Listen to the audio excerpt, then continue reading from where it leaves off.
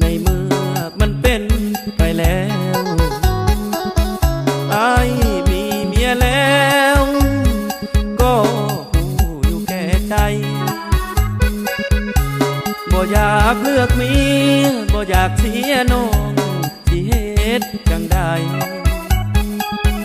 ถ้าอ้ายเลือกได้ขอเลือกน้องทั้งสองคนถ้าอ้ายเลือกเมียก็ต้องเสียน้องคนที่หักใจมันลำบา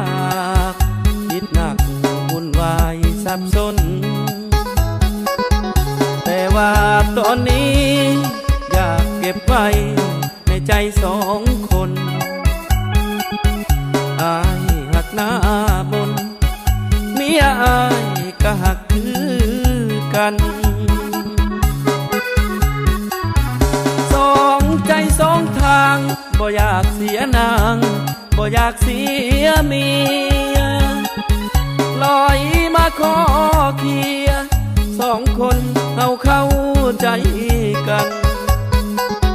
ถ้าเมียอ้ายหูคงจบแล้วความสัมพันธ์หักขาดสะบั้นฝันคงสิ้นสลาย